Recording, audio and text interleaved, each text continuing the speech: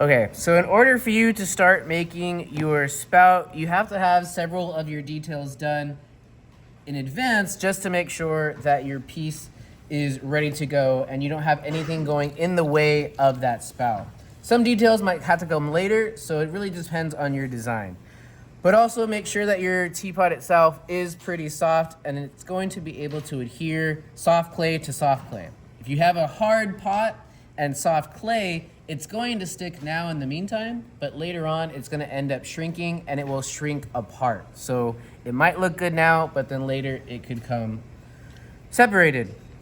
But the first way I'm going to show you how to make your spout is by using a piece of slab, so like this. If you don't remember how to make a slab, you're going to take 2 rulers and a rolling pin, so ruler on each side, put a slab of clay or just a big old chunk, and then you're going to roll back and forth until it's nice and even of a thickness all the way. You need it big enough so that you can at least fit the template of that spout. And if you don't know where these are underneath your wedging table over there in the corner. So take your knife and just cut out the template.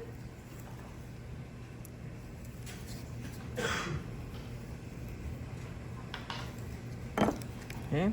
All the rest of this is going to be considered excess. Now, if your clay is really dry, it might want to start cracking, so maybe give it a little bit of water because you're going to need to fold and roll this into itself. So just very gently start bringing it closer to each other.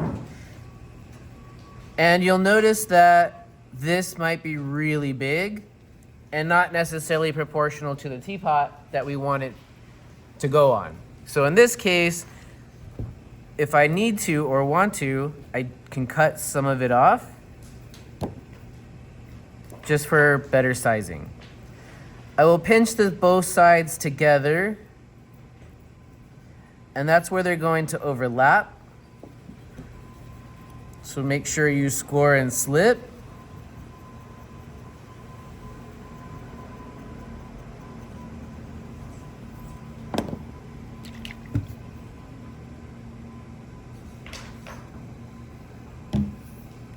Fold it on top of each other, and then put a finger inside and blend it nice and shut. Blend it as hard enough so that you don't see that seam anymore. Do that both on the outside and then on the inside. So I'm just going to use the side of the knife to get that.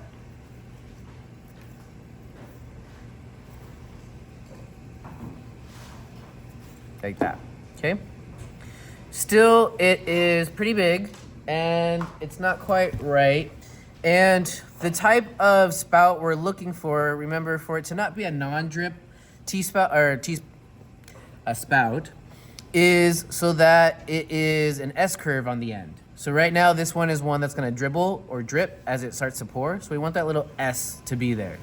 So what we can do for that, and if you wanna elongate it, because maybe your design might require you to do so, put a paintbrush inside, hold the brush, hold the spout itself with one hand, and then your other one, you're just gently going to add water to it and start pulling. So you're just sort of elongating. It's gonna go from fat to skinny.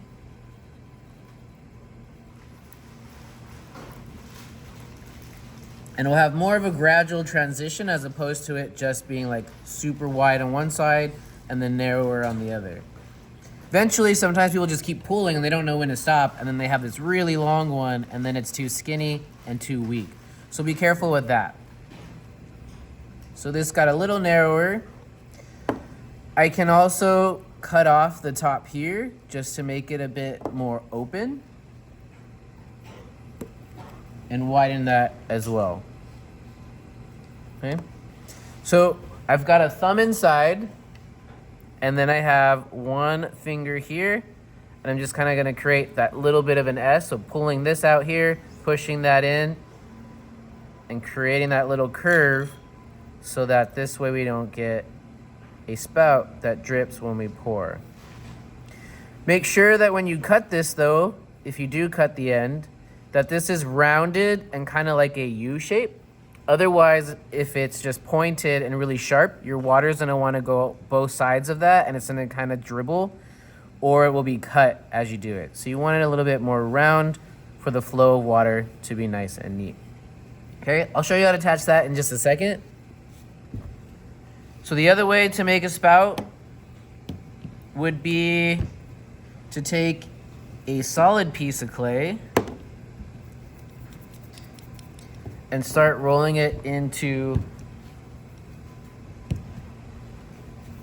the shape of a spout. Kind of go wide to narrow. Take a paintbrush and you're gonna stab it through the center as best as possible, all the way. And this is kind of a lot, but I'll end up cutting this down. And then instead of having it just be this hole that's just as thick as the paintbrush, you're going to use each side of the brush as a handle and kind of just roll this back and forth until it widens.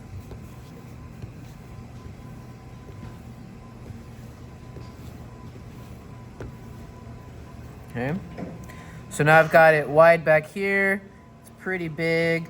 And then if I need to, I can continue to do the same thing, which is put the brush in there, wet it, and then sort of extend it a little bit. So that's another way. And then your last way I'm gonna show you is, what if you have something more complex? Maybe it's the arm of something, or it's the head of something, like maybe it's a whole turtle head and it has a longer neck. So for that, you're gonna sculpt it first. So let's say in this case, it's going to be an arm of something and it's gonna be kind of chunky. For example, like this genie here.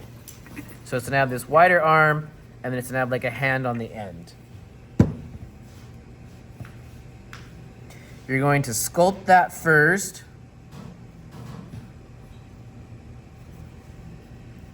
And I'll just give him like a glove or a thumb for now, because all those other details will come in a little bit later. So just pinching out that thumb, here's the hand. And then I can make this a bit more slim in the wrist area. So if this is the entire spout, from there, you would cut it in half down this way. You might want it to be leather hard first. Take it apart, and then you scoop the insides out.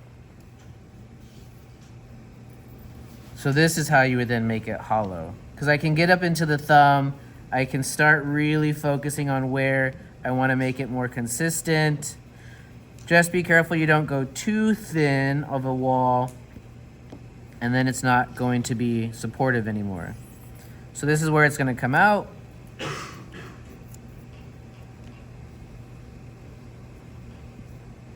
And then I would do the same on the other side. Scoop all this out.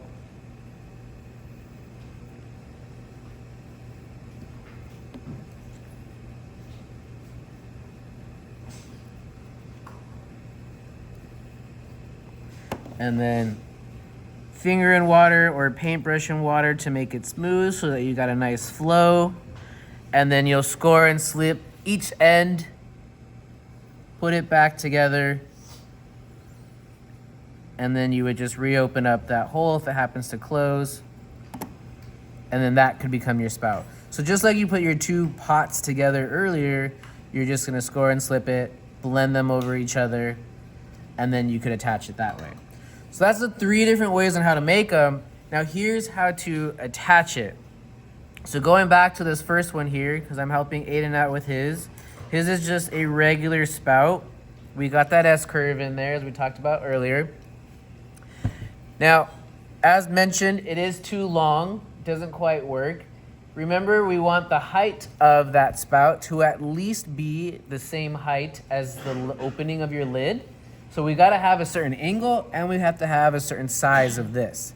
So in order to find that, you're going to put it behind it and you're going to then see the angle from your view and then use that knife So I'm gonna stand up. Use that knife to trace the edge of the body where you're gonna place it, and then make a mark on the actual spout. That's telling me I'm gonna cut here.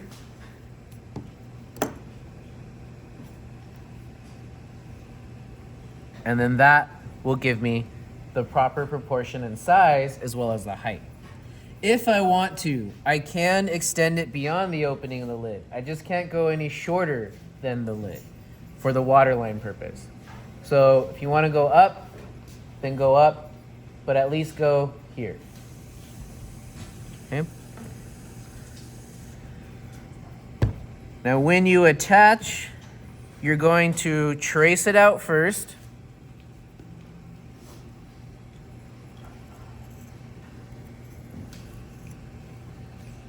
And then this is important.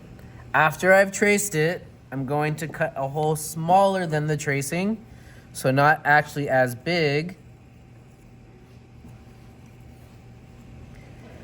This little excess right here on that edge line, that's where it's gonna actually attach. Cut your hole straight through first.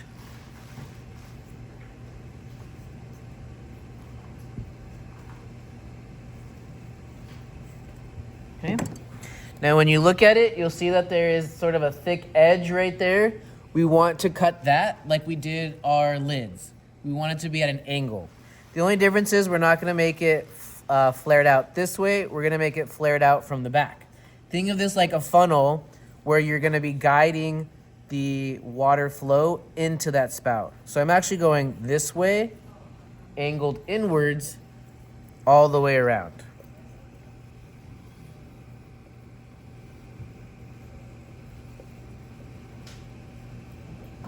Okay, so now I have a much better flow, and then I'll score and slip that, put that over the opening, and blend it in place. Now sometimes the last step, you might have maybe cut the hole a little too big or it got pretty weak, so you can then score and slip an extra coil around it and then blend that away just to add extra stability. You won't see it there unless maybe you have it as a detail for a certain reason in your design, but otherwise it'll all just be blended away. Okay, so those are your 3 spouts and then how to attach it. So you guys have about a week left to get this done so that we can be ready before the break.